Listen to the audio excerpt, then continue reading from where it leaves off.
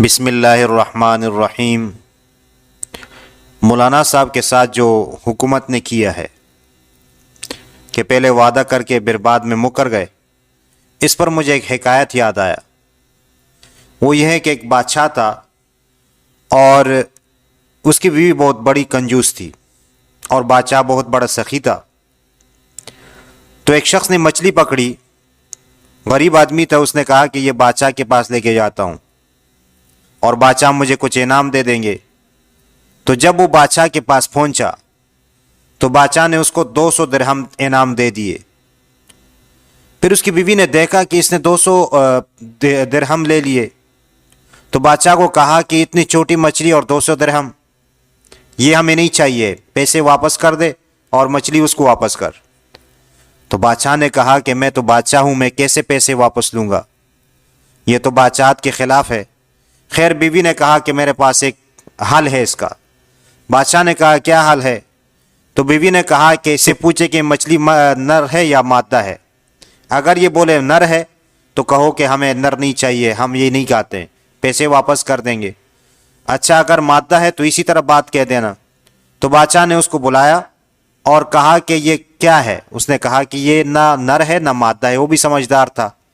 تو بادشاہ نے اس کو 200 درہم اور دے دیے۔ پھر وہ جانے لگا، جب جانے لگا تو راستے میں ایک سکہ اس کو ملا اور اس نے اٹھا کے جیب میں ڈال دیا۔ تو بیوی نے دیکھ لیا تو کہا یہ تو چور ہے، یہ دیکھو آپ نے کتنا اس کو انعام دیا ہے، پھر بھی اس کی بھوک ختم نہیں ہو رہی اور یہ پھر جو ہے وہ دیکھو ایک سکہ بھی اٹھا رہا ہے۔ تو بادشاہ نے اس کو بلایا کہ آپ نے سکہ کیوں اٹھایا؟ اچھا جب وہ سکہ اٹھانے لگا تو چوم کے جیب میں ڈالا۔ تو بادشاہ نے جب اس کو بلایا تو کہا کہ آپ نے یہ کیوں کیا؟ اس نے کہا بادشاہ اس کے اوپر آپ کی تصویر بنی ہے اور میں نہیں چاہتا ہوں کہ بادشاہ اتنے بڑے آدمی ہے اس کے اوپر لوگ پاؤں رکھے، تو اس لیے میں نے اس کو جیب میں ڈالا اور لے جا کے گھر میں اونچی جگہ رکھ دوں گا۔ تو بادشاہ نے کہا اس کو 200 درہم اور دے دے۔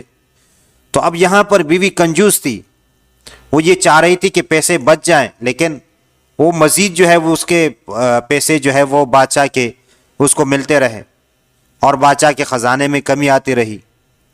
تو یہ جو لوگ سمجھا رہے ہیں کہ بھائی اس طرح مدارس کے ساتھ یہ تعاون نہیں کرنا ہے، تو یہ اپنے نقصان پیدا کر رہے ہیں، کچھ نہیں ہے۔ ان کو مدارس سے کیا خوف ہے؟ مدارس میں تو اس طرح کچھ ہوتا نہیں ہے، مدارس میں صرف تعلیم ہے، قرآن اور حدیث سکھایا جاتا ہے، لیکن پھر بھی یہ لوگ ڈر رہے ہیں۔ ہم دعا کر سکتے ہیں کہ اللہ تعالیٰ پاکستان کے حالات اور بہتر بنا دے۔ روز نہ روز کوئی جو ہے وہ مسئلہ پیدا ہوتا ہے، یہاں پر لوگ پہلے سے پریشان ہیں، لیکن اب کیا کریں، لوگ اس طرح حالات پیدا کرتے ہیں۔